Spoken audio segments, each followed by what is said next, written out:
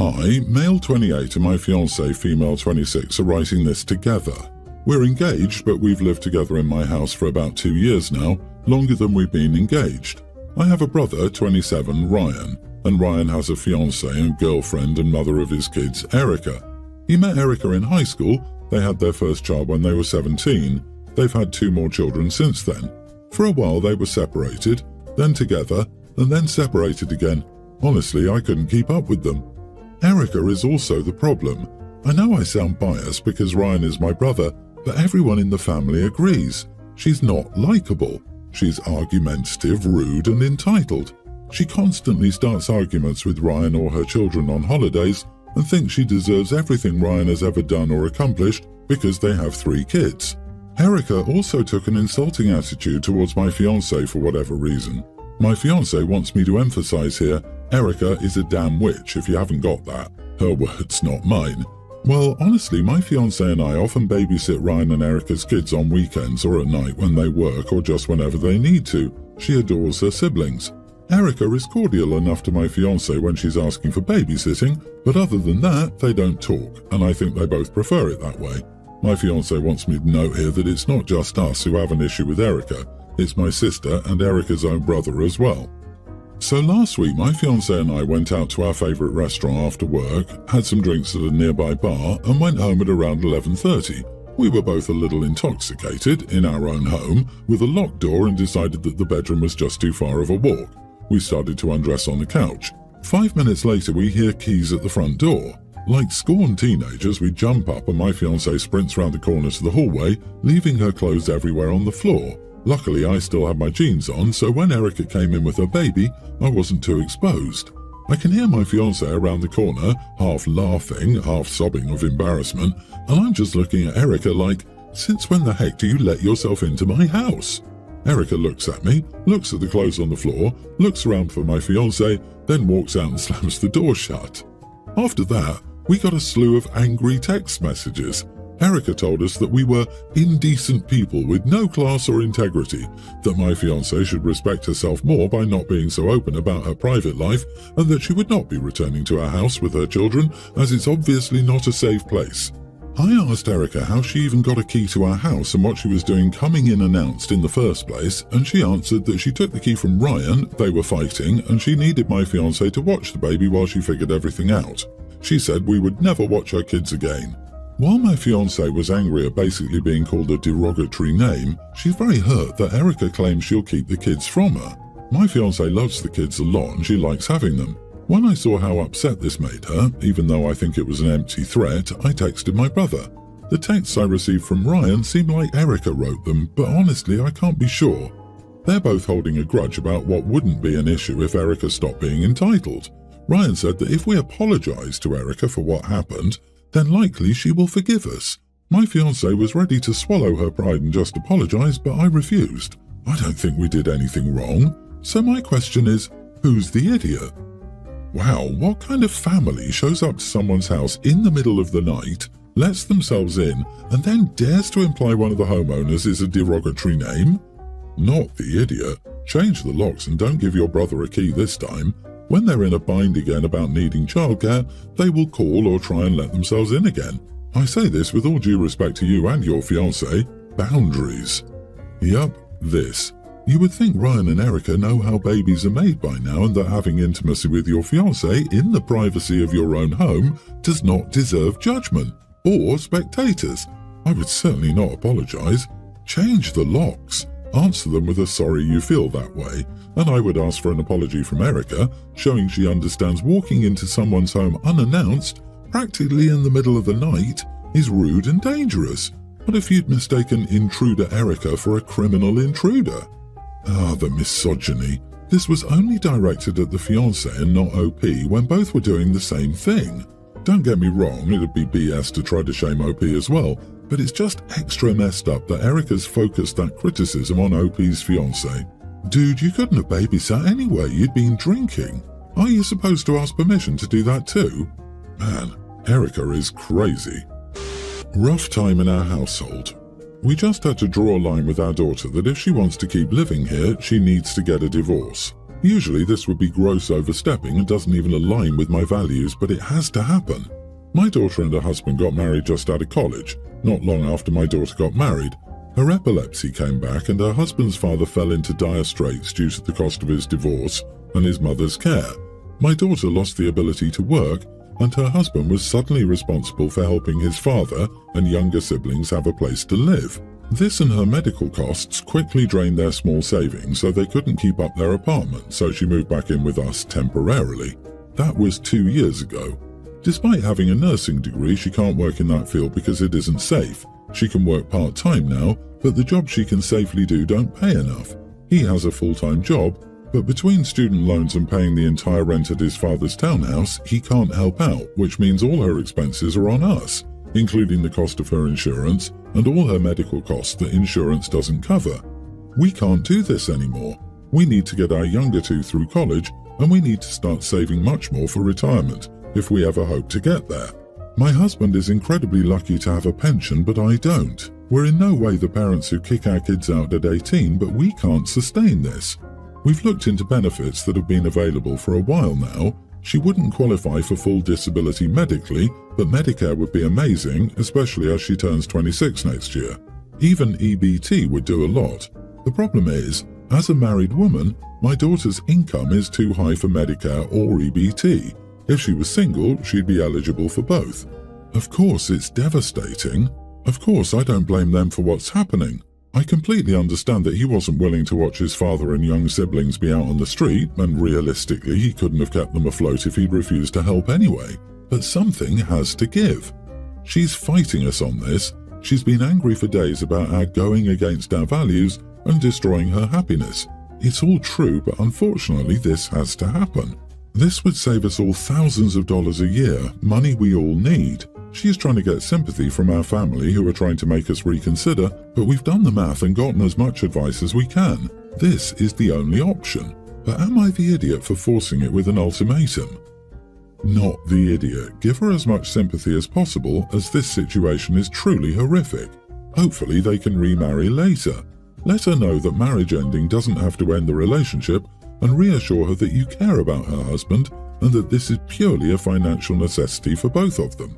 Consider offering to speak with the husband directly so she doesn't have to be the one to bring up a divorce with him. She's got a lot on her plate, and adding a conversation with her husband where she's the go-between him and you, it's a rough position, but you must consider your two younger children and their future, and you need to save for retirement.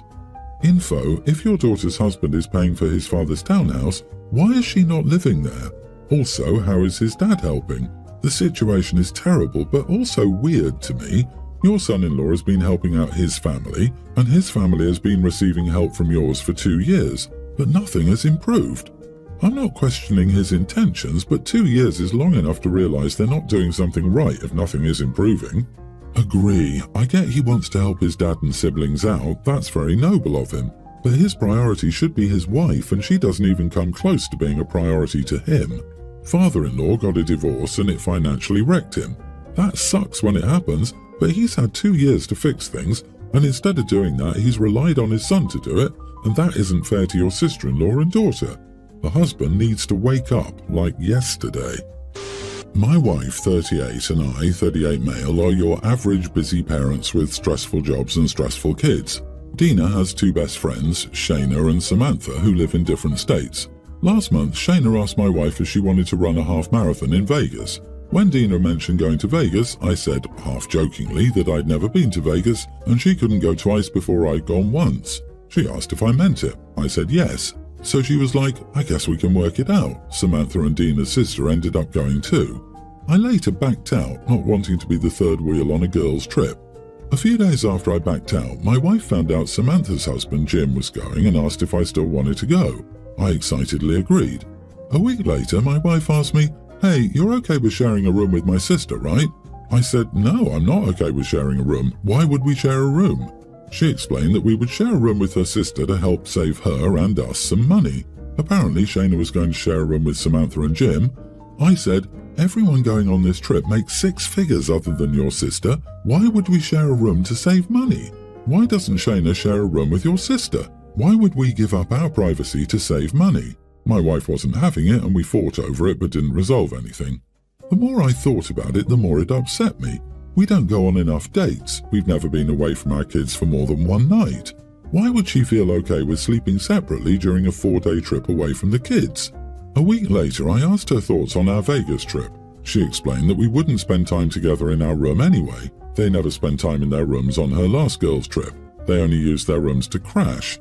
This was a girls' trip and Jim coming along meant I would have someone for me, but it didn't change that it was a girls' trip.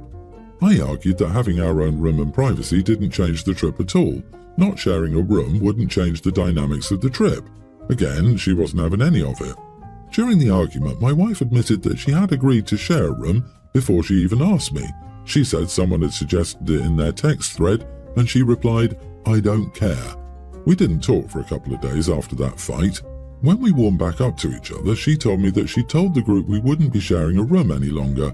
She thinks I'm the idiot because I forced my will on her. I think she's the idiot because she agreed to share a room without consulting me, tried to sell me on why that was okay, and ignored the importance of intimacy in our relationship. Am I the idiot? Everyone's the idiot here. Your wife does not want you on this trip. This is a girls' trip. You were invited because you made her feel bad about going to a place you've never been to without you. You wouldn't want to share with your sister-in-law, but your wife is also making it clear that this isn't a romantic trip for the two of you. Just let her have her girls' trip and plan something else for the two of you, which you will enjoy more. I'm going to go with, you are the idiot. God, you sound exhausting. You invited yourself on a girls' trip because you were jealous she got to go to Vegas, then backed out, then changed your mind again. Where did you expect your wife to sleep when you weren't going? Why do you expect to be able to control this trip that isn't about you? You make enough money, you said so yourself, to take a proper trip with your wife. Don't ruin the trip you invited yourself along to. Exactly. Bro, skip this trip. It's all about the girls. Since your wife needs to get away, let her go. Have your bags packed and take off on a Vegas weekend with the boys as soon as she gets home. She'll be fine watching the kids alone, and guys deserve a break too.